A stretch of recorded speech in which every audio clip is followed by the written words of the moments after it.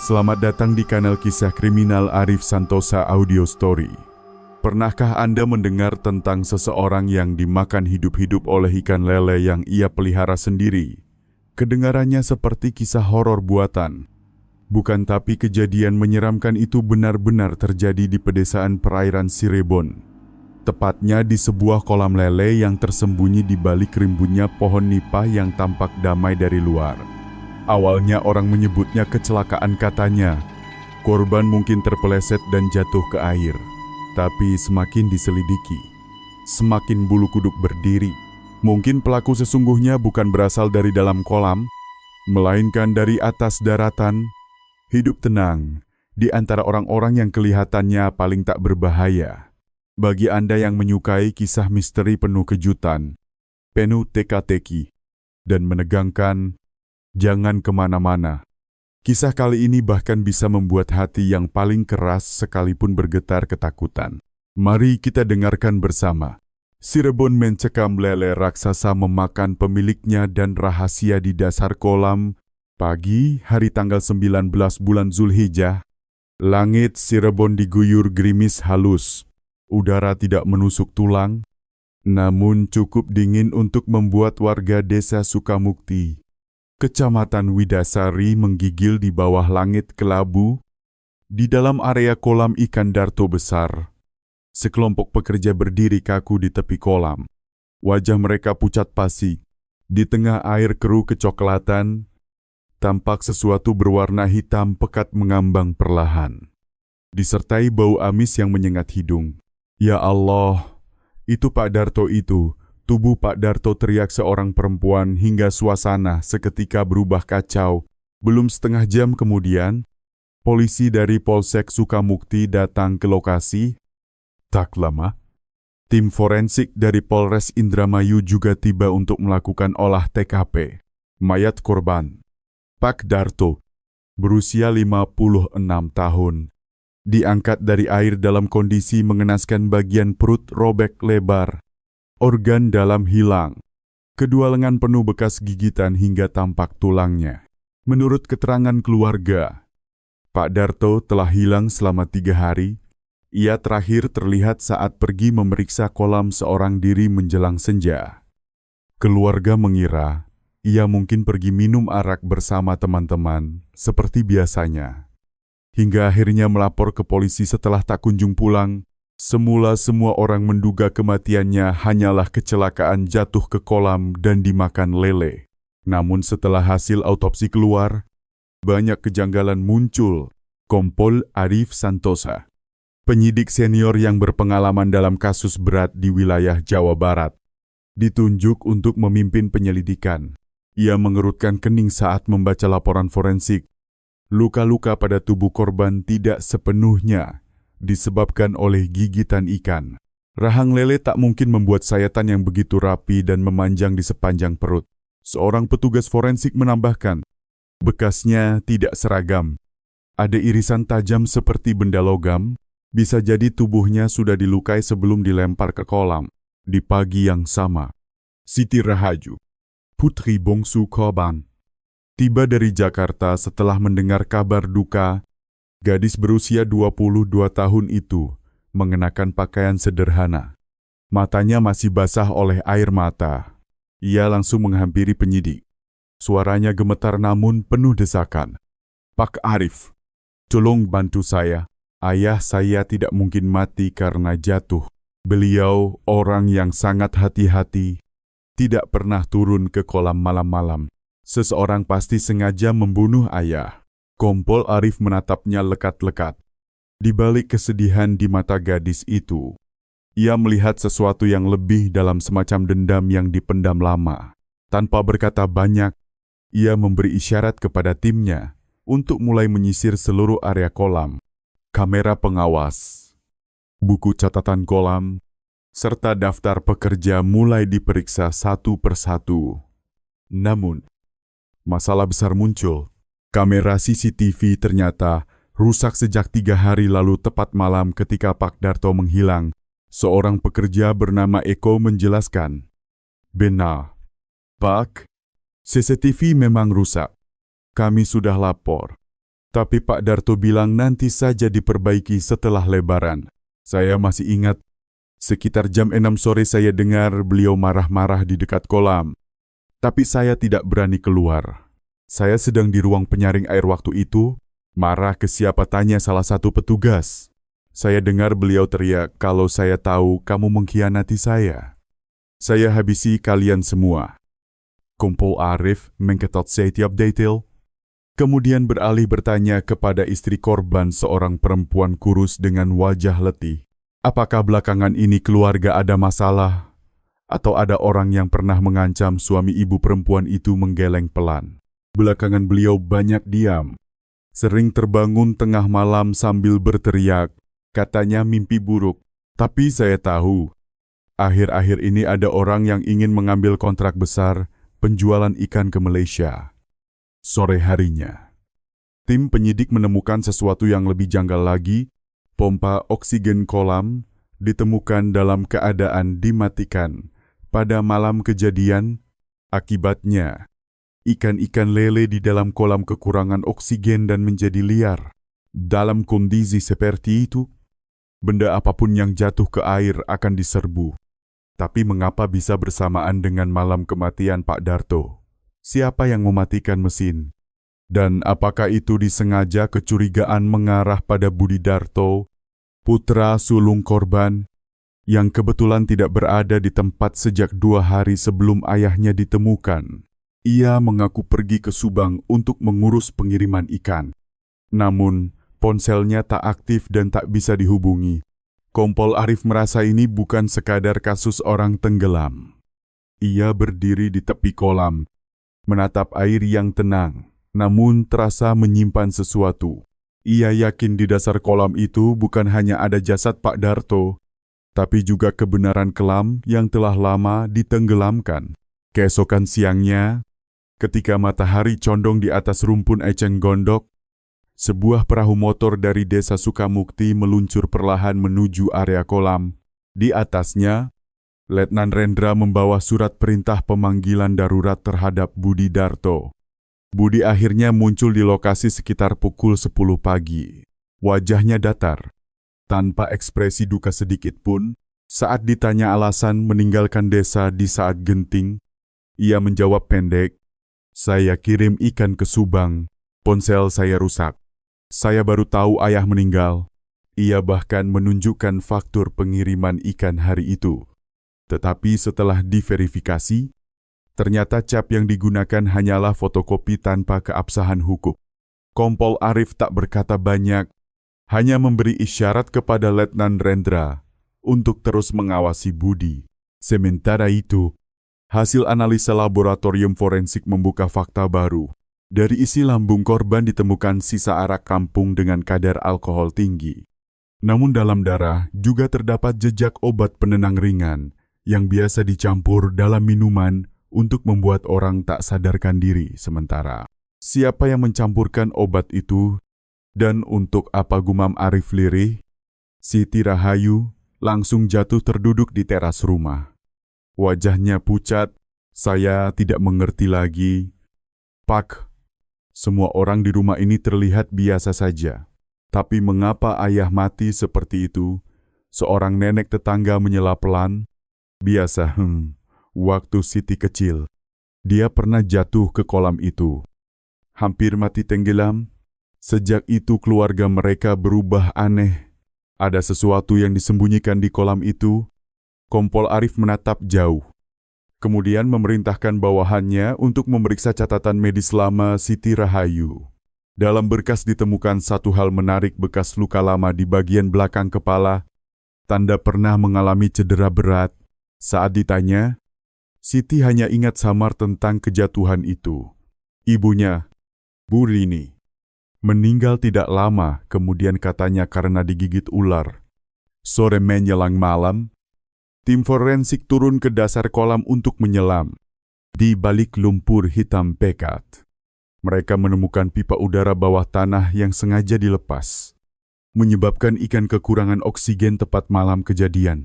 Seseorang telah dengan cermat mengatur semuanya agar tampak seperti kecelakaan malam itu. Angin berdesir di antara pohon nipah. Bulan samar memantul di permukaan kolam bergelombang. Seorang penjaga malam bernama Samsul Naim memberi kesaksian kepada Letnan Rendra. Malam itu malam purnama. Saya lihat ada bayangan orang berjalan di tepi tanggul sekitar tengah malam. Saya kira Pak Darto, tapi tinggi badannya lebih pendek, pakai keping. Saat saya panggil, dia langsung menghilang ke arah kandang babi tua. Ketika Rendra memeriksa area itu, tanah di sekitar kandang babi tua tampak baru saja digali. Belum benar-benar kering. Setelah digali lebih dalam, mereka menemukan bangkai seekor kucing dan beberapa kantong plastik berisi daging busuk, bukan manusia. Tapi mengapa ada daging di situ? Jawabannya muncul setelah penyidik menelusuri bahan kimia yang digunakan di kolam. Ditemukan serbuk putih bernama VMS, zat penggemuk ikan yang sudah dilarang oleh Kementerian Pertanian Indonesia sejak tahun lalu. Kompol Arif segera menyimpulkan bahwa kini ada dua kasus yang saling bertautan: kematian misterius Pak Darto dan jaringan ilegal yang memakai bahan kimia berbahaya dalam budidaya lele. Saat penyelidikan diperluas, sebuah laporan datang dari Malaysia. Di kalangan pedagang ikan lintas negara, Pak Darto sempat berseteru dengan seorang penjual bernama Taufik Rahman, warga Malaysia keturunan Indonesia. Ia pernah berkata dengan nada ancaman, "Aku tak akan beli ikan kotor. Kalau kau memaksa, aku pastikan engkau memberi makan ikan-ikanmu dari dalam kubur." Malam itu Kompol Arif tak bisa tidur. Ia menatap peta besar di dinding, menandai setiap nama yang terlibat. Budi Darto dengan alibi yang janggal, Eko yang mendengar suara pertengkaran, Siti Rahayu dengan masa lalu kelam, dan sosok misterius bercaping yang muncul malam purnama. Di kepalanya bergema satu pertanyaan yang belum punya jawaban. Siapa di antara mereka yang benar-benar korban? Dan siapa yang sedang memainkan panggung pembunuhan paling kejam di Cirebon ini? Pak Darto sempat datang dan berbisik pada saya. Ada orang memakai racun yang mirip dengan yang pernah ia lihat di Sadet. Ia berkata, "Jika saya takut melanjutkan budidaya, lebih baik jual saja kolamnya padanya." Saya tidak menjual. Tapi 2 minggu kemudian istri saya jatuh di jembatan, kakinya patah. Sejak itu saya berhenti memelihara ikan. Kompol Arif Santosa curiga. Mungkin Pak Darto sedang memperluas kolam lele raksasa, dan ada orang yang ingin menghalangi, bahkan mengancam atau membunuhnya. Ketika tim penyidik memeriksa buku pengiriman, ditemukan satu pesanan misterius bertanda kolam tidak dikirim ke luar negeri tepat hari Pak Darto menghilang. Tidak ada pekerja yang tahu tentang kiriman itu. Dalam buku catatannya tertulis pengiriman terakhir.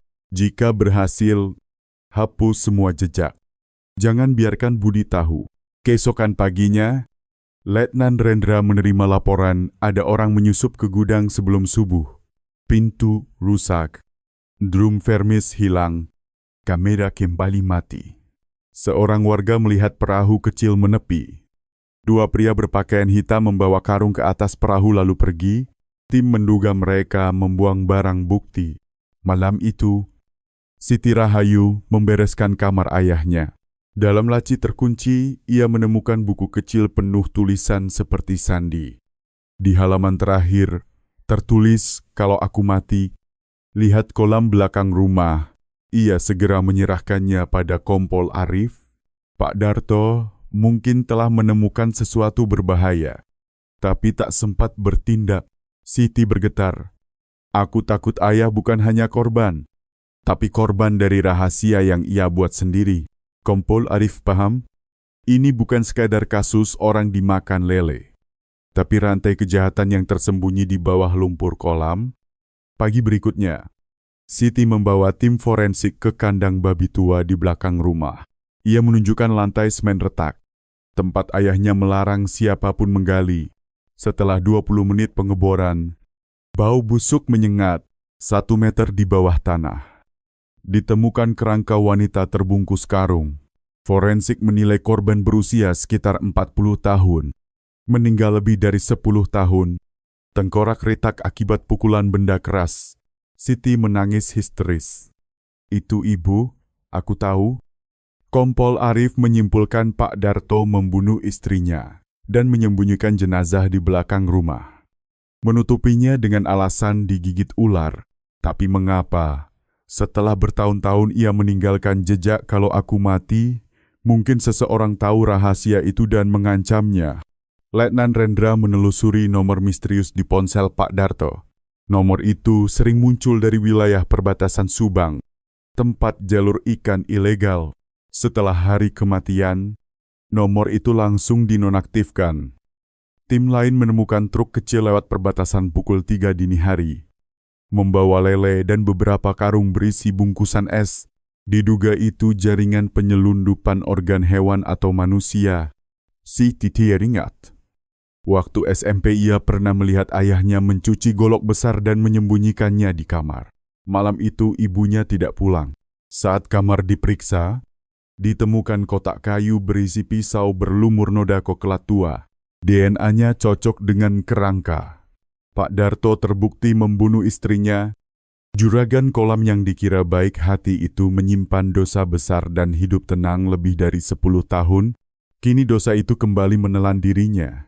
Pagi-pagi tim forensik memeriksa rumah kayu di belakang. Siti memberi kunci lama pada Letnan Rendra. Begitu dibuka, bau lembab menyengat. Di sudut ruangan, ditemukan kemeja pria dengan noda koklat mengering. Forensik memastikan darah itu milik Pak Darto.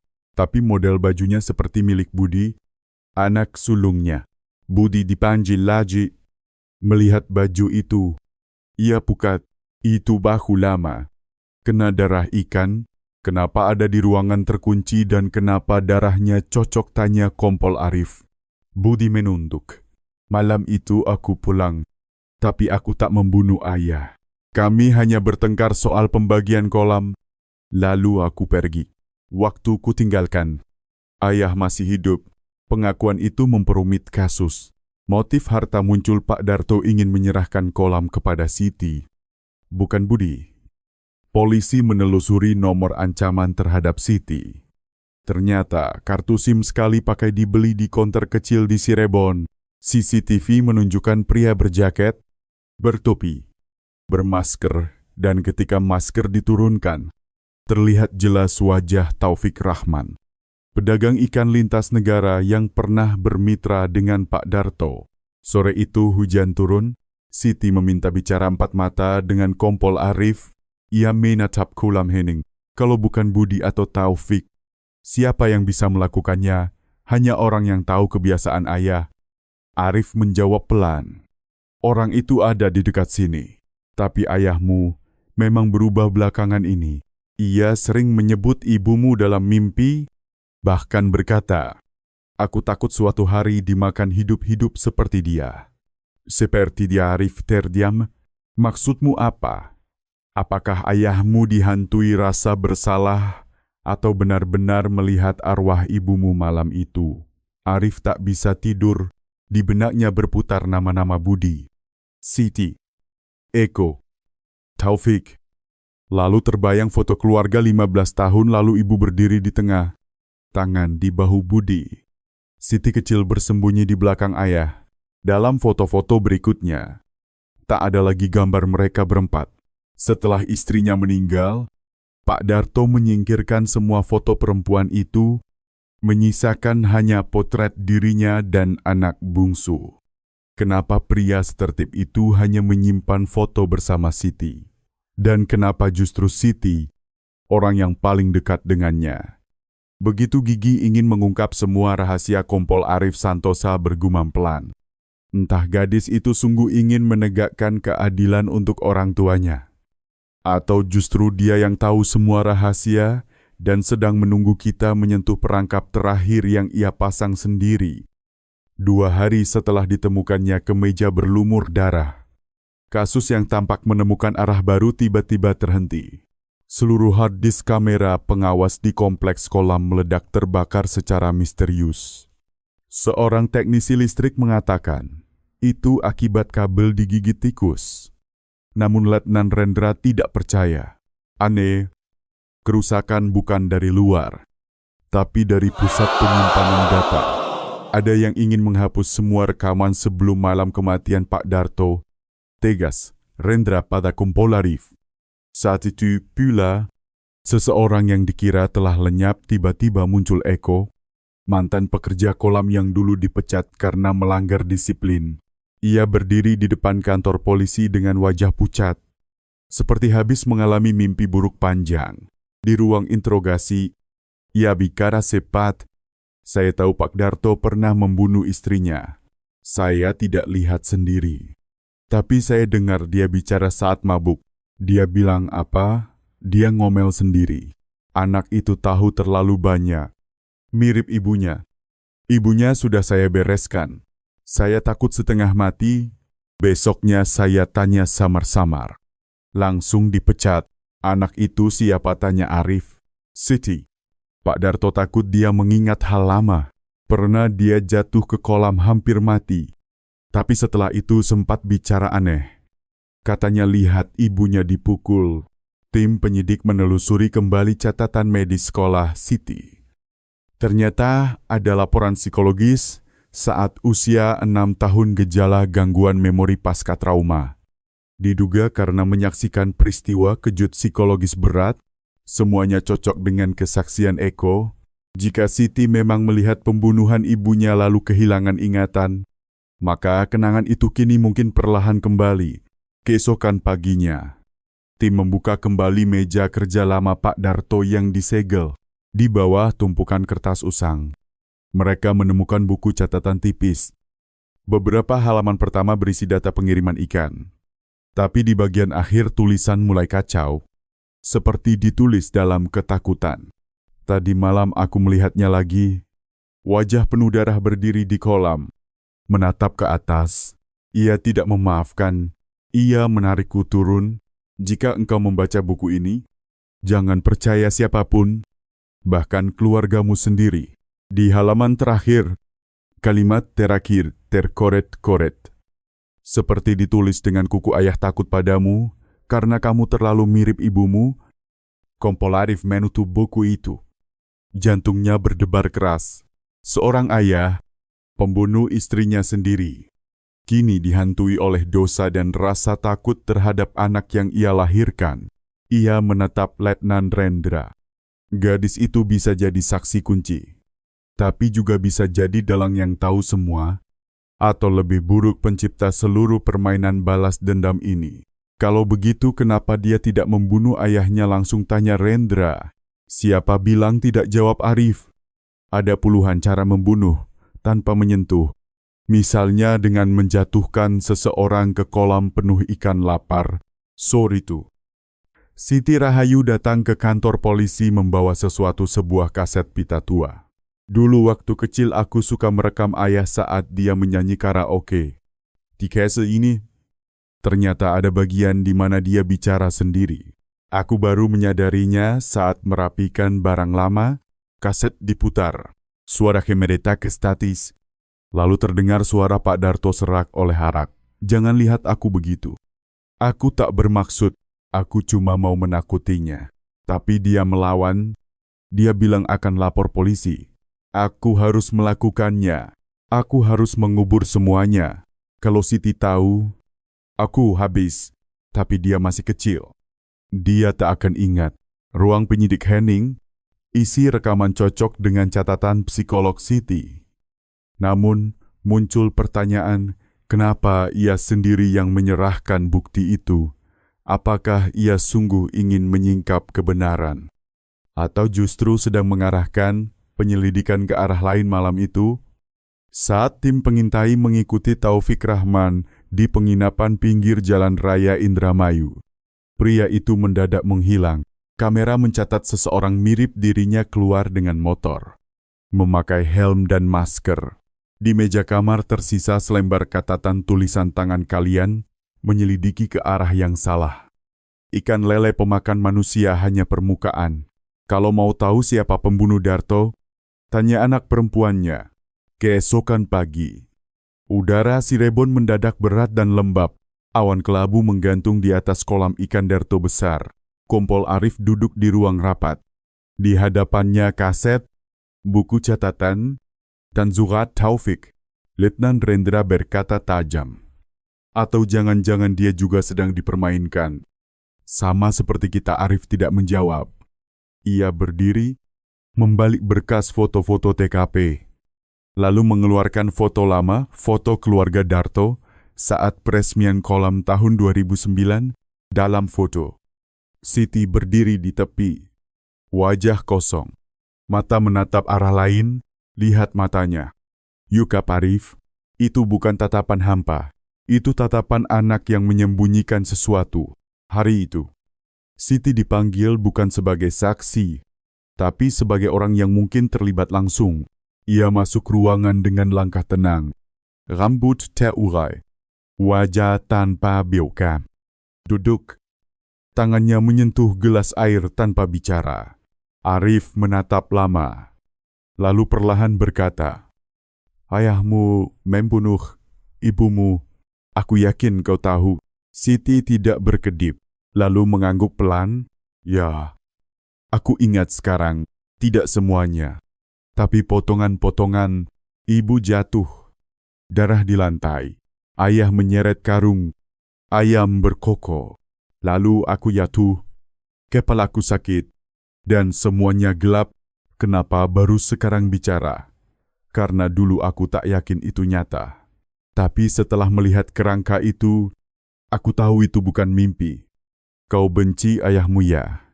Tapi aku juga kasihan. Selama 10 tahun aku hidup di antara cinta dan benci, sampai aku menemukan sesuatu." Ia mengeluarkan selembar hasil fotokopi tes darah tahun 2015 tahun kematian ibunya. Di situ tercatat, tidak ditemukan hubungan darah langsung antara Siti Rahayu dan Pak Darto. Ruangan seketika sunyi. "Kau bukan anak kandungnya?" tanya Arif. "Tidak. Aku tahu waktu mengurus beasiswa SMA. Ibu sudah meninggal. Dia bilang akta lahir hilang. Aku periksa diam-diam. Dia hanya pembunuh ibuku." Suaranya datar, tenang, tapi matanya menyala. "Sejak itu aku tahu, keadilan tak akan datang lewat hukum. Aku harus membuatnya merasakan ketakutan yang sama. Mati seperti ibuku pelan, sendirian." Di dasar kolam, Arif menutup mata sejenak. Kasus ini telah melampaui hukum. Ini adalah pembalasan yang tumbuh dari masa kecil penuh trauma. Kau yang melakukannya, Siti. Aku tidak membunuhnya langsung. Aku hanya membuka jalan. Aku mematikan pompa oksigen, menaruh obat tidur di araknya, melumuri papan lantai dengan minyak agar licin. Setelah itu aku tahu ikan-ikan akan menyelesaikan sisanya. Itu tetap pembunuhan, kata Arif. Aku tahu. Tapi kalau aku tak melakukannya, ibu takkan pernah punya kuburan. Arif menunduk lama. Napasnya berat. Di kasus ini, batas antara keadilan dan dosa telah kabur. Seorang gadis yang tumbuh dari ketakutan kini menjadi pelaku balas dendam paling dingin. Kau tahu ikan lele raksasa peliharaan ayahmu mati 3 hari setelah dia berhenti makan, lalu terapung. Mungkin dia juga menelan sesuatu yang tak seharusnya. Ruangan senyap. Arif berkata pelan, "Sudah selesai. Tapi mulai hari ini, hiduplah bukan untuk membalas, tapi untuk menebus, sekali untuk ibumu, dan sekali untuk dirimu sendiri." Siti berdiri, melangkah keluar tanpa menoleh. Cahaya sore menembus jendela. Jatuh pada foto kolam tua, tempat semua tragedi bermula. Dan di sanalah seorang ayah akhirnya dimakan oleh dosa yang ia pelihara. Tapi 3 hari kemudian, kasus belum berakhir. Di pasar ikan Karawang, bau busuk menyengat muncul dari gudang es saat para pekerja membuka freezer besar yang ditinggalkan. Mereka berteriak ketakutan. Di dalam karung biru berlapis kapur ditemukan mayat pria membusuk, tangan terikat dengan tali plastik. Korban diperkirakan berusia 30 tahun, memakai kaos abu-abu, sandal karet seperti pekerja pabrik ikan. Namun kolam Pak Darto sudah disegel, Mengapa mayat ini muncul di sini? Seorang saksi berkata, seminggu lalu ada pria berlogat Jawa Barat datang menitipkan karung ke freezer. Katanya ikan busuk. Nanti diambil lagi, tapi tak pernah kembali. Di buku catatan penjaga tertulis nama Eko. Arif terdiam. Eko orang yang baru memberi kesaksian. Forensik kemudian menemukan korban mati karena dicekik. Waktu kematian bertepatan dengan malam Pak Darto didorong ke kolam. Di saku celana korban, ada secari kertas bertuliskan kirim tepat waktu. Jangan lupa matikan oksigen. Kompol Arif Santosa menggenggam erat secari kertas itu.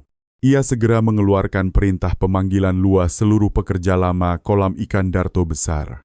Termasuk orang-orang harian, masuk daftar pemeriksaan. Berzaman, tim Intel melacak panggilan terakhir dari ponsel korban.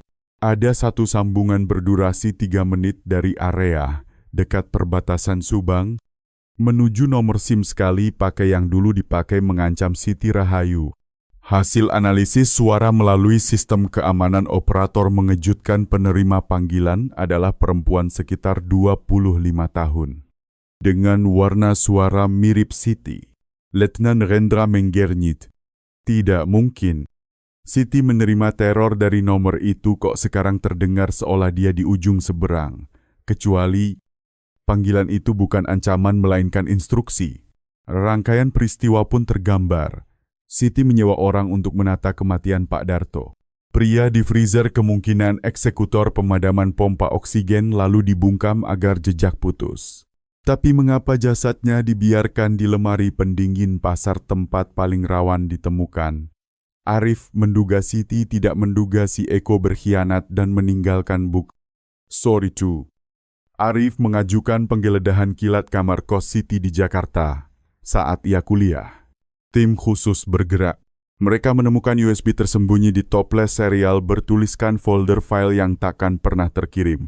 Di dalamnya, rekaman hampir 15 menit suara seorang perempuan, aku tidak menyesal. Orang seperti dia tak layak hidup, tapi yang ku sesali tatapan matanya saat jatuh ke kolam, masih menghantuiku sama seperti tatapan ibu hari itu. Tak ada lagi keraguan Siti berada di balik semuanya. Ironisnya, ia tak pernah membunuh langsung. Ia berdiri di balik layar, mengatur panggung, wajah anak berbakti.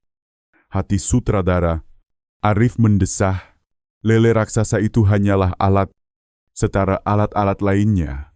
Malam itu juga, surat penahanan Siti dikeluarkan, tapi saat tim tiba, kamarnya kosong, barang-barang telah dibereskan rapi, di meja tinggal secari kertas. Jika kejahatan dibalas kejahatan, di mana letak keadilan? Aku tidak lari, aku mencari tenang. Kabar hilangnya Siti membuat tim penyidik Cirebon geger.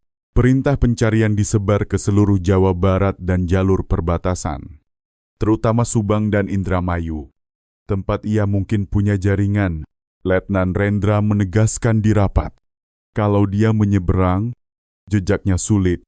Fokus ke tempat yang mungkin ia datangi kembali, masjid, pesantren yang pernah ia kunjungi bersama ibunya, makam ibunya, dan kolam lama. Arif bergumam, Siti bukan pelaku yang mengejar uang, dia digerakkan emosi dan misi pribadi. Setelah semuanya selesai, ia cuma butuh tempat menaruh rasa bersalah. Dugaan itu terbukti. 2 hari kemudian, seorang nyai dari titik pengajian kecil di Karawang menghubungi polisi. Ada gadis mirip foto buronan, minta menginap sejak kemarin. Tanpa nama, bilang hanya ingin menjauh dari kebisingan. Tim meluncur. Di sana, Siti sedang menyapu halaman. Wajah letih, mata cekung, ia tak melawan, tak lari. Ia berdiri tegak. Aku menunggu. Aku tahu hari ini akan datang. Di ruang interogasi, saat ditanya kenapa kabur, Siti tenang. Aku tidak kabur untuk bebas. Aku hanya perlu beberapa hari mendengar lonceng azan agar pikiranku jernih. Sejak kecil aku hidup dalam ketakutan dan pertanyaan tanpa jawaban.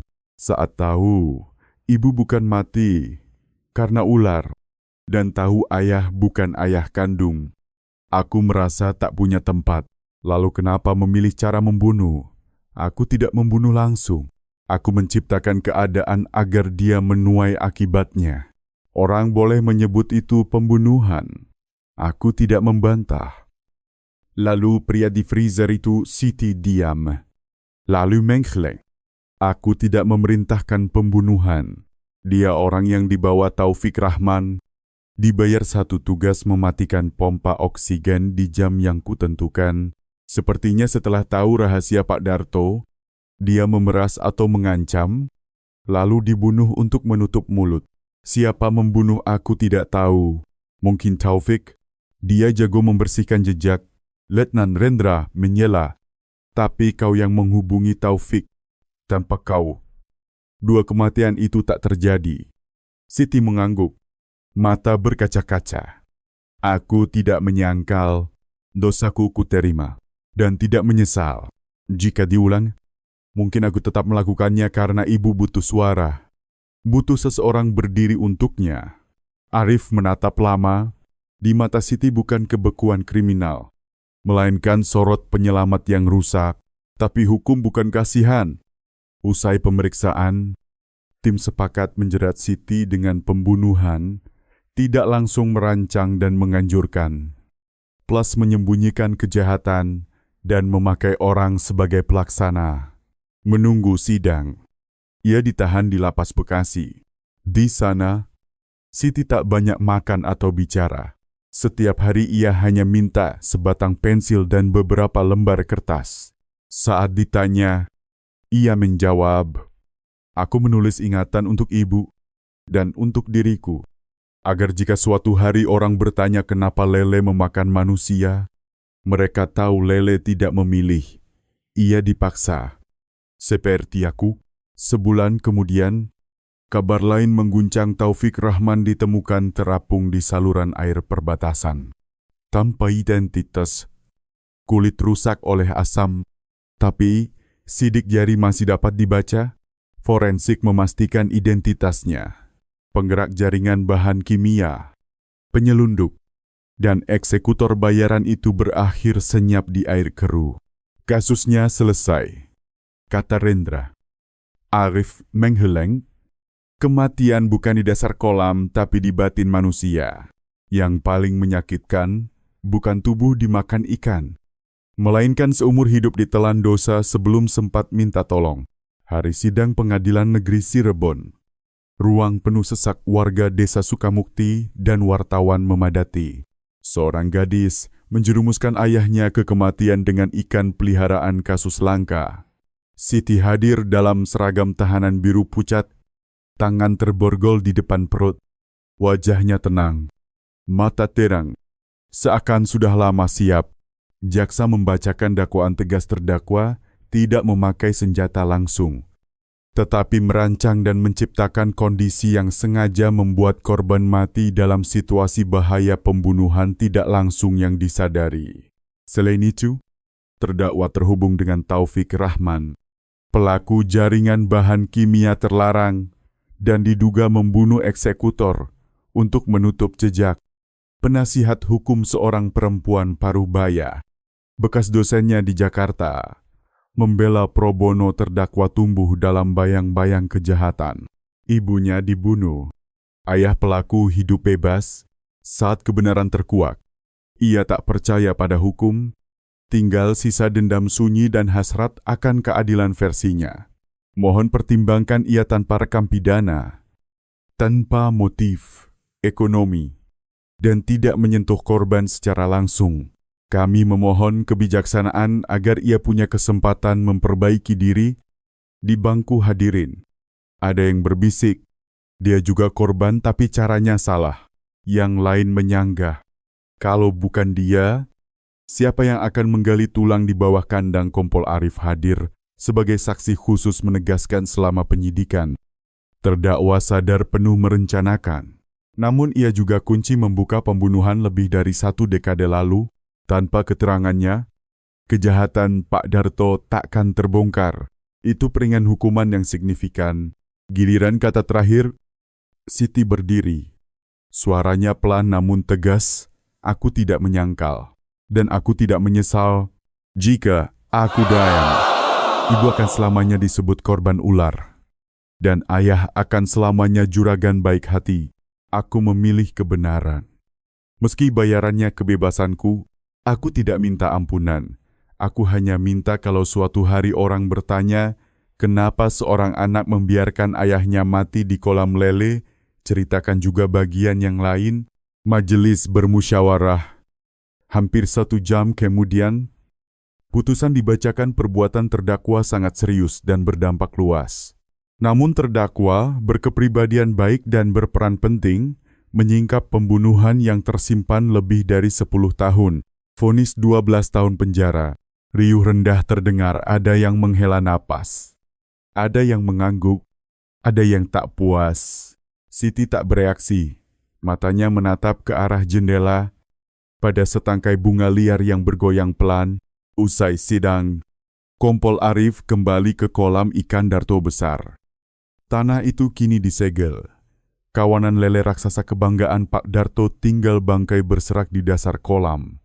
Yang menghantui Kompol Arif Santosa bukan kematian aneh Pak Darto atau vonis untuk Siti Rahayu, melainkan secari kertas yang ditemukan di laci rahasia dan belum pernah dipublikasikan. Aku pernah hampir membunuhnya juga, tapi aku tak sanggup. Setiap menatap wajahnya, aku melihat dirinya. Kalau aku mati, mungkin itu pantas.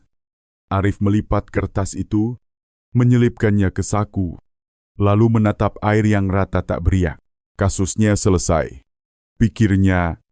Namun kebenaran jarang memihak hitam atau putih. Hanya ada manusia yang dibengkokkan oleh masa lalu. Sesudah putusan, Siti dipindahkan ke lapas Bekasi untuk menjalani hukuman. Karena kategorinya pembunuhan tidak langsung dan sikapnya kooperatif. Ia dimasukkan ke kelompok narapidana berperilaku baik hari-hari awal. Siti nyaris tak bicara. Ia hanya meminta kertas dan sebuah buku bersampul hijau tiap pagi setelah apel. Ia duduk sendiri di jendela sel. Cahaya matahari menembus jeruji, memantul di wajah pucatnya. Ia menulis halaman demi halaman, tanpa koret. Seolah huruf-huruf itu sudah lama tercetak di dadanya, seorang petugas pernah mengintip, lalu berkata pada Arif, "Waktu Anda datang menjenguk, gadis itu seperti mengalirkan darahnya ke kertas. Tak ada teriakan, tak ada mengibah, hanya menulis. Seakan hidupnya tinggal buku itu." Hari itu, Arif membawa buntelan kecil beberapa buku psikologi, sebuah perekam lawas, dan buku catatan yang dulu ditinggalkan Siti di kantor polisi. Mereka diberi waktu 15 menit tatap muka. Siti menatapnya tenang. "Sama seperti saat pertama berjumpa di kolam, ini untukmu," ujar Arif, mendorong buku dan perekam. "Buku lamamu, dan alat untuk bicara pada dirimu sendiri. Kalau suatu hari tak ada lagi yang bisa engkau tulis." "Terima kasih," jawab Siti pelan, membalik halaman-halaman yang menguning. "Mereka baik di sini, tapi meski hidup 10 atau 20 tahun lagi, sulit rasanya jadi orang normal. Setelah luka seperti itu, siapa yang normal?" Arif berkata, "Kalau engkau membantu menjernihkan ini, mungkin hatimu lebih ringan." Apa itu? Arif mengeluarkan foto pudar Pak Darto berdiri di sebuah kompleks kolam. Tangannya menyentuh pelan bahu seorang perempuan yang tak mereka kenal. Di belakang, papan kecil bertuliskan M Kolam Terpadu Darto Fund. Perempuan ini Bu Yanti. Helas Arif hilang sejak 2013. Ia bekerja di kolam kecil daerah Duku Hejo, Subang. Kepolisian setempat tak pernah menemukan jasad, tapi ada info baru. Pak Darto sering datang ke sana saat Yanti menghilang. Siti menatap foto itu tajam. Dia pernah datang ke rumah. "Waktu itu aku kelas 10. Ayah bilang, ini rekan bisnis. Padahal ibu baru meninggal kurang dari setahun. Aku curiga. Pernah ku dengar mereka bertengkar." Dia bilang, "Aku tak mau terlibat lagi. Aku takut Setelah itu dia lenyap. Aku menduga ayahku membunuhnya. Aku tak punya bukti. Tapi kalau dia bisa membunuh ibu dan hidup tenang lebih dari 10 tahun, menghabisi satu nyawa lagi bukan hal sulit. Arif mengangguk, berkas baru dibuka. Tim forensik khusus kembali ke kolam ikan Darto besar. Menyisir area kolam belakang tempat kerangka Ibu Siti dulu ditemukan. Berhari-hari menyelam dan menggali, hingga sesuatu terdeteksi kerangka manusia terkubur dalam di bawah pohon nipah. Sekitar 12 meter dari kandang babi tua. Uji DNA cocok dengan Bu Yanti. Kesimpulan forensik korban dipukul keras di ubun-ubun, lalu dikubur hidup-hidup. Jejak seretan di tanah menunjukkan Yanti ditarik dari belakang rumah menuju titik kubur. Polisi menyimpulkan Pak Darto kemungkinan membungkam Yanti saat perempuan itu berniat keluar dari jaringan penyelundupan ikan dan bahan penggemuk. Informasi ini disampaikan ke lapas. Siti dipanggil lagi. Ia lama terdiam, kemudian berbisik. Mungkin dia tak menyangka yang menelannya bukan lele itu, melainkan mayat-mayat yang dia tinggalkan bangkai masa lalu. Arif menatapnya lama. Gagasannya tentang keadilan terasa melorot seperti lumpur kolam yang tak berdasar. Barangkali tujuannya bukan menangkap orang jahat, melainkan membuktikan bahwa setiap dosa akan mencari jalannya. Hanya saja, jalan itu tak selalu lewat pengadilan. Saat berpisah, Siti menyerahkan buku baru. Di halaman pertama tertulis, "Untuk Pak Arif, jika suatu hari Anda menyelidik kasus lain, ingatlah tak ada yang lebih menakutkan daripada seorang anak yang tahu kebenaran, namun tak ada yang percaya, hingga ia menyelamatkan dirinya dengan darah." 2 bulan setelah kasus Bu Yanti dinyatakan selesai, dan Pak Darto resmi jadi pelaku, Arif menerima paket tanpa nama. Di dalamnya foto hasil cetak CCTV lama, gambarnya buram. Tapi tampak Pak Darto berdiri dengan seorang pria tinggi kurus bercaping. Wajah nyaris tertutup. Di balik foto, tulisan tinta dia, "Tidak bekerja sendirian. Ada orang lain yang membantu menggali kubur." Sekarang hidup tenang. Arif segera membuka kembali daftar orang yang terkait dengan Pak Darto. Periode 2012-2015, terutama buruh harian saat Yanti hilang. Muncul satu nama, Samsul Naim, 42 tahun. Dulu tukang galian parit dan pemasangan pipa. Ia berhenti 2014. Lalu pindah ke gubuk di tepian Rimbun Rawa Purwakarta. Bekerja serabutan sebagai penjaga pawang ular sejak 2016. Jejak administratifnya hilang. Tidak ada yang benar-benar hilang. Kata Letnan Rendra, dia mungkin tidak ingin ditemukan. Balas Arif. Tapi jejak selalu tertinggal. Tim berangkat ke Purwakarta. Di gubuk kayu berjarak sekitar 5 km dari kampung. Mereka mendapati Samsul hidup dengan nama baru, Pak Bain. Saat dizerhap, ia gugup nama Mongko Batono. Aku tak tahu apa-apa. Soal Pak Darto, aku cuma baka di berita. Dulu memang kerja sebentar, tapi tidak ada hubungannya. Namun setelah rekaman CCTV Pasar Ikan Karawang, lokasi ditemukan mayat di freezer ditarik. Motor tanpa plat yang mengantar karung ternyata sama dengan yang dipakai Samsul. Ia segera ditahan. Usai 48 jam pemeriksaan, Samsul mengaku sebagian dulu Pak Darto minta aku gali lubang di belakang rumah. Katanya buat kubur karung pakan. Aku tidak tanya. Lalu suatu malam dia seret karung dari dalam, menyuruhku buka lagi lubang yang sudah tertutup. Dari dalam karung ada suara napas. Aku tahu itu orang. Aku takut. Aku diam. Lalu mayat di freezer Samsul menelan ludah. Itu ujang orang yang dulu dipakai Pak Darto untuk kerja kotor. Setelah Pak Darto mati, dia minta bagian. Katanya pernah dengar ada tempat simpan di balik dinding. Aku takut rahasia lama terbongkar. Jadi ku tarik dia ke pasar. Dan kenapa kirim foto pada saya? Samsul tertawa hambar. Mata merah. Karena aku takut. Tiap malam aku melihat Siti menatapku tanpa berkedip. Dia tahu aku pernah membantu mengubur Bu Yanti. Mengirim foto adalah cara terakhirku untuk meringankan beban. Begitu pengakuan itu sah, Arif kembali ke lapas Bekasi menemui Siti. Ia sedang menulis. Pandangnya setengah hanyut. Samsul sudah mengaku, kata Arif. Siti mengangguk. Benar, ada yang membantu mengubur. Sejak kapan kau tahu? Sejak ibu mati. Malam itu ku dengar dentang besi. Ayah bilang angin menghantam atap. Tapi ketika keluar, kulihat Samsul di belakang ranjang, memegang cangkul. Sinar bulan memantul di bilahnya merah seperti darah. Aku takut. Aku diam. Kenapa tidak kau ungkap lebih cepat? Aku ingin dia memanen nasib yang dia tanam. Untuk Samsul, kalau masih punya hati, dia akan mencari cara melepaskan diri. Kalau tidak, kegelapan akan mengejarnya. Menurutmu hukum itu gelap? Tidak. Hukum itu cahaya. Hanya saja, ada orang yang baru, berani menampakkan diri ketika cahaya sudah menyinari tumit mereka. Aku salah satunya. Arif memandang Siti, bukan lagi anak yang dihantui, melainkan perempuan yang menyeberangi benci dan hukuman. Ia tak mengerti apa di mata Siti yang membuatnya mengendur keteguhan atau keletihan.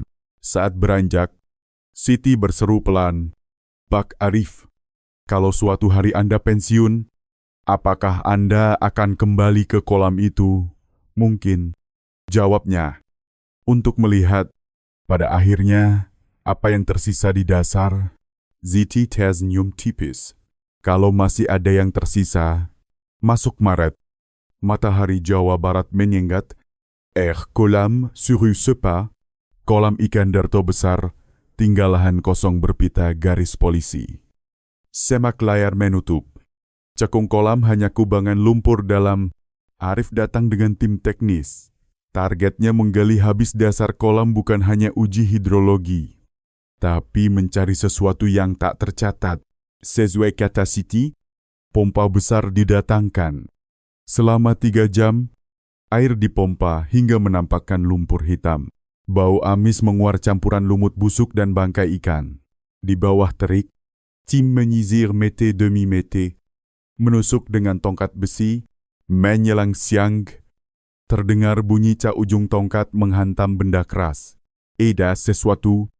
Pak mereka menggali hati-hati dan mengangkat kotak logam sebesar kaleng biskuit, terbungkus plastik berlapis. Luarannya berkarat. Ditutupnya tergores 3 huruf JTV, kotak dibuka di tempat. Di dalamnya berkas-berkas tua menguning, lembar-lembar menempel lembab. Tapi ada satu temuan yang membuat semua tertegun. Peta, buatan tangan yang memetakan jaringan saluran air dari kolam Darto besar hingga perbatasan Malaysia. Dengan koretan merah, jalur A distribusi bahan kimia, jalur B pengalihan ikan dengan sertifikat palsu, jalur C pembuangan jenazah. Selain itu ada daftar berkode diduga nama pelanggan, tanggal jam transaksi, serta inisial perantara. Banyak tandanya sama dengan yang tercatat di buku Lampong dan catatan Samsul. Kompol Arif Santosa tertegun lalu paham, inilah buku hitam jaringan penyelundupan lintas batas yang pernah dikendalikan Pak Darto. Harta yang dicari-cari Lampong dan Ujang, bukan uang. Bukan emas ini yang membuat mereka saling membunuh. Gumamnya, penyisiran lanjutan menemukan USB terbungkus plastik anti-air. Saat dicolokkan, muncul video Pak Darto memerintah seorang pria teridentifikasi sebagai Ujang mengangkat karung berat ke perahu. Suara Pak Darto jelas. Ini yang terakhir. Antar, lalu selesai. Ingat, tuang obat ke kolam. Biar ikannya. Suara Ujang gugup, tapi di rumah ada si anak. Biar aku urus. Dia mirip ibunya, tapi lebih patuh. Dia tak akan bersuara. Video sejarah diamankan. Saat Arif memutarnya di hadapan Siti Rahayu di lapas, gadis itu hanya tersenyum tipis. Dia pikir aku tak tahu. Dia salah, aku tahu. Kotak itu, ibu yang menguburnya. Sebelum meninggal, ibu bilang, suatu hari kau harus mencari jalan keluar sendiri. Waktu itu aku tak mengerti. Setelah tahu ibu dibunuh, aku menggali tempat ibu biasa, memancing kutemukan kotak itu. Aku tak berani membuka. Aku tutup kembali. Menunggu air surut bukan hanya di kolam. Di hati manusia, Arif terdiam.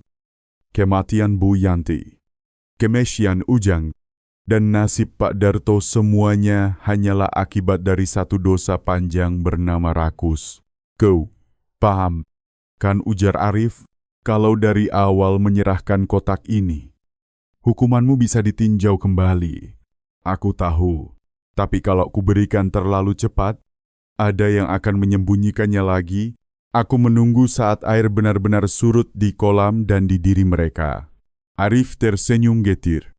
Seorang gadis yang tak belajar hukum, tak memegang senjata, tak membunuh dengan tangan, justru menelanjangi jaringan gelap lintas batas dan menukar masa mudanya dengan darah sendiri. Siang itu Arif duduk di tepi kolam kering, memandang bocah-bocah berlarian di bibir tanggul. Kolam lele yang dulu menelan manusia kini tinggal cekungan lumpur beku. Diam di bawah matahari. Pak, kenapa dilarang main di situ, tanya seorang anak. Karena dulu ada orang mati di sana. Mati kenapa dimakan ikan? Anak-anak terdiam. Seorang berbisik, berarti dia jahat ya. Sampai dimakan, ikan. Arif menatap jauh.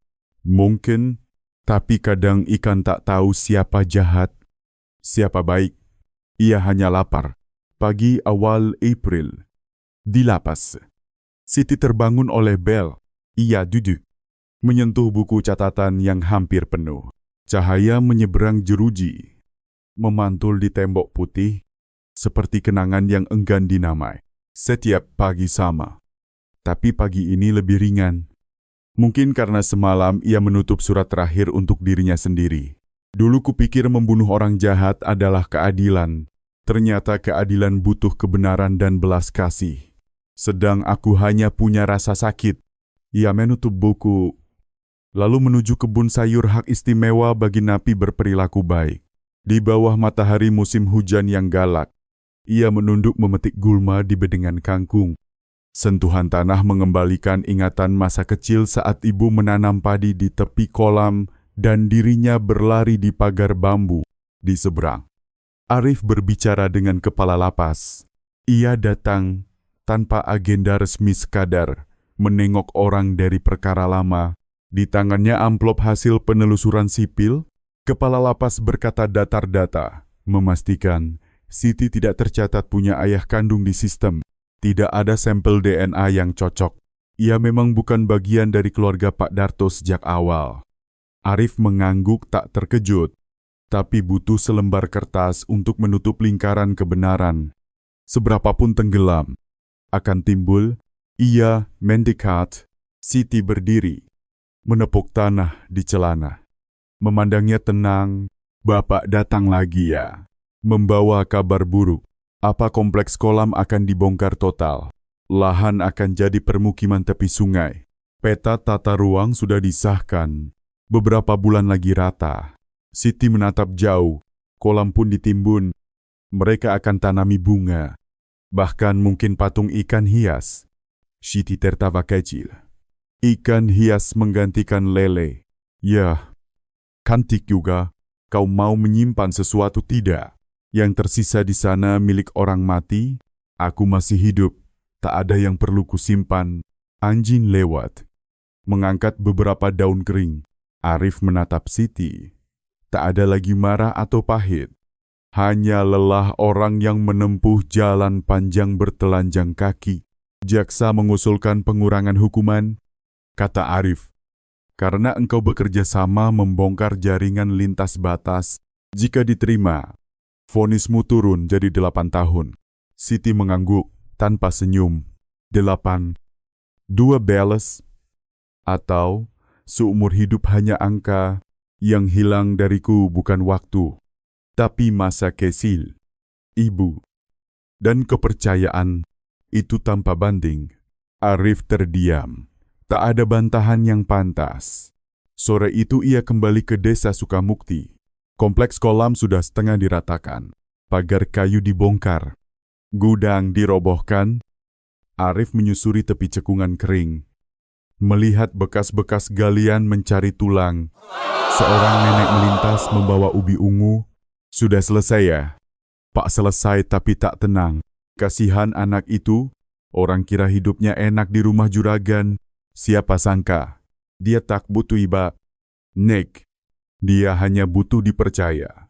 Nenek menunduk. "Dulu ibunya sering mencuci di kolam. Sekali waktu saya lihat dia menangis, saya takut suatu hari dia berbuat jahat, dan saya tak tahu bagaimana mencegahnya." Dada Arif berat. Seorang ibu yang melihat masa depan, seorang anak yang didesak ke tepi benar salah, dan seorang lelaki yang memberi makan lele bukan dengan pakan, melainkan dosa. Arif pergi saat matahari tenggelam di balik rumpun akasia. Di bibir kolam kosong, bocah-bocah melempar batu, tertawa. Suara mereka melambai di cahaya senja, seolah hendak menggali sekaligus mengubur yang pernah terjadi. Satu kematian, satu kebenaran, satu pengakuan, dan satu jiwa yang belum tentu tenang. Masuk Mei. Hujan awal musim menaikkan air sungai. Arus keruh mendorong kehidupan. Di feri lambat menyeberang arus. Arif menatap laporan dari Kejaksaan pengurangan hukuman Siti menjadi 8 tahun disetujui. Ia teringat malam pertama tiba di kolam Bau Anyir Air. Tatap panik pekerja, jerit seorang anak kehilangan ayah, dan hening yang berlapis-lapis. Kini semuanya terpasang di tempatnya. Topeng runtuh, tinggal kekosongan aneh di dada. Di lapas, Siti dipindah dari blok ketat ke blok kerja. Ia mengurus sayur, merawat tanaman obat, dan mengajar baca tulis bagi napi yang buta huruf. Pagi itu, ia menerima surat dari Arif yang pertama. Sejak percakapan di kebun sayur, tak ada manusia lahir untuk berdosa. Tulis Arif. Tapi sebagian didorong ke sana oleh tangan yang dulu mengelus mereka. Kau didorong, namun kau juga berhenti dan menoleh. Surat ini bukan pujian, bukan ampunan. Aku hanya ingin bilang jika engkau lahir di rumah lain, mungkin kau jadi dokter, guru, atau penulis. Dan mungkin setelah bebas, kau tetap menulis bukan untuk menuding, tapi menjaga ingatan. Kadang ingatan lebih penting daripada keadilan. Dalam paket ada buku catatan kulit koklat dan pulpen. Siti membuka halaman pertama kosong. Bening dari masa lalu, ia duduk di jendela, cahaya pecah di lantai semen. Lalu menulis kalimat pembuka, "Aku pernah menjadi anak dari seorang pembunuh, tetapi juga anak dari perempuan yang mencintaiku habis-habisan. Tanpa dia, mungkin aku menjadi dia." Sementara itu di Sukamukti, lahan kolam telah diratakan. Cekungan ditimbun, di atasnya jalan lingkungan membelah kawasan, di bawah sisa pohon nipah. Dipasang prasasti kecil di sini dahulu kolam ikan, jaga tanah, air, dan ingatan. Tak ada yang lewat situ tahu kisahnya. Bagi mereka, itu hanya jalan baru bersih, rata, tanpa buami, tanpa gelap, tanpa bisikan dari kolam setiap malam. Hanya Arif yang suatu sore berhenti, duduk memandang batu. Ia tidak menyentuhnya, tidak memotret, hanya mendengar angin di daun-daun. Seperti ada yang menuturkan cerita tanpa nama. Semburat angin mengangkat daun-daun melayang di atas kerikil baru. Sejenak, Arif seolah melihat seorang gadis bergaun putih berdiri di tepi kolam, bukan Siti yang dulu. Bukan narapidana, melainkan jiwa yang telah melangkah dari gelap ke jalan yang tanpa amis, lumpur atau darah. Malamnya, di warung kopi tepi kanal, Arif menulis catatan terakhir di jurnal penyidikan. Ada perkara di mana keadilan tidak terletak pada bunyi putusan, melainkan pada cara orang hidup. Setelahnya, gadis itu memilih hidup, meski tiap langkahnya duri. Dan aku, penyidik, hanyalah orang yang berjalan di belakang, memunguti pecahan dari jiwa yang pernah ditelan ikan sewaktu kecil. Ia menutup buku, mengangkat kepala, menatap permukaan air yang tenang. Malam di kanal itu tenang sekali, tanpa gelombang sekecil apapun seakan segala riak telah mereda. 3 tahun setelah vonis Siti Rahayu, Desa Sukamukti berubah cepat, perumahan baru berdiri rapat. Jalan beton membelah persis di atas lahan bekas. Kolam ikan Darto besar. Tak ada lagi yang menyinggung kolam lele buas atau juragan Darto yang sayang anak, cerita lama yang memudar. Hanya para orang tua di teras rumah yang kadang melirik ke tepian sungai sambil menggeleng. Tanah itu berat mengubur 3 nasib buruk. Di semen pun, apa bisa lama menyembunyikan di lapas Bekasi. Siti memasuki tahun keempat hukumannya. Wajahnya lebih tirus, tapi tidak lagi pucat. Di matanya ada cahaya yang lebih lembut, seperti seseorang yang berhenti melawan kenangan. Ia tetap mengajar baca tulis, menanam sayur, dan menulis semakin banyak. Dari buku catatan pertama, kini sudah 3 buku penuh. Bukan novel, bukan kisah sensasi, melainkan potongan kesaksian. Catatan hidup seorang yang pernah ditelan, lalu berenang balik ke permukaan. Ia menamai rangkaian buku itu satu persatu. Lele. Menjelang sore akhir musim kemarau, ia menerima telepon langka dari luar lewat sistem lapas. Penelpon Kompol Arif Santosa. Kini pensiun. Hidup sendirian di rumah kecil dekat jembatan Kalijaga. Cirebon, bagaimana kabarmu, masih hidup? Jawab Siti. Datar. Aku membaca naskahmu jujur sekali. Meski pedih, aku tidak menulis supaya orang kasihan, aku menulis agar tidak lupa. Dan untuk mengingatkan anak-anak di blok kami kalau tidak bisa bersuara. Menulislah. Selama masih bisa menulis, kau belum mati. Arif terkekeh kecil di ujung sambungan. Tawanya terdengar seperti angin yang menyapu sawah tua. Kau bakal dapat pengurangan hukuman lagi. Lapas mengusulkan pembebasan bersyarat. Catatan perilakumu baik. Mungkin kurang dari 2 tahun lagi. Aku tak berharap keluar cepat, kata Siti. Yang kuminta hanya sebuah kamar kecil, meja tulis, dan ranjang yang tak ada orang berteriak di dalam mimpi. Menjelang akhir tahun, sebuah penerbit di Jakarta mengirim permohonan resmi ke lapas, hendak menerbitkan naskah satu persatu. Lele menjadi buku. Berkas-berkas disetujui setelah banyak telahah.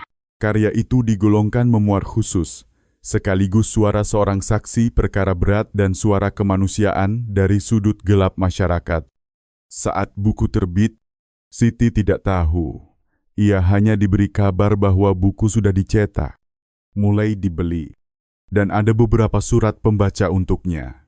Salah satunya datang dari gadis 17 tahun di Sungai Penuh, Kak Siti. Aku juga pernah dipukul ayah tiri. Kukira hidupku selesai. Membaca kisah kakak. Aku menangis semalaman bukan karena kakak sakit, tapi karena kakak tetap menulis. Aku tidak tahu kelak bisa seperti kakak atau tidak, tapi sekarang aku tahu jangan diam. Diam itu mati pelan-pelan. Siti memeluk surat itu dan menangis. Bukan seperti tangis setelah sidang. Bukan seperti saat membaca hasil uji DNA, kali ini air mata jatuh ringan. Seperti gerimis kecil setelah kemarau panjang, ketika pembebasan bersyarat disetujui, Siti keluar pada pagi berkabut. Lapas memberinya ransel tua, sepasang baju baru, dan 1 eksemplar cetak pertama satu persatu. Lele. Ia tidak pulang ke Sukamukti, ia langsung ke Indramayu, menyewa kamar kecil di samping masjid. Siang harinya ia mengajar anak-anak miskin, malam membaca, menanam sayur di kotak styrofoam, dan menulis buku keempat, setiap subuh. Saat kabut belum terangkat, ia duduk di jendela memandangi aliran sungai kecil yang susut pelan-pelan. Malam-malam kini tanpa bau amis, tak ada lele yang makan daging manusia, kolam sudah ditimbun. Kebencian dikubur dalam-dalam, yang tersisa hanyalah ingatan. Dan seorang yang selamat dari dasar kolam, membawa cerita untuk mencegah mereka yang hampir tenggelam. Kisah ini berakhir di sini. Tetapi gema emosinya mungkin masih tinggal di dada setiap pembaca. Gadis yang tampak rapuh ternyata mampu menarik kebenaran dari dasar yang paling keruh. Seorang ayah yang terlihat lembut ternyata memelihara ikan dengan darah dan dosa. Menurutmu, bagaimana dengan akhir ini? Apakah Siti layak dimaafkan? Jika kau berada di posisinya saat kecil, kau akan memilih bersuara atau diam?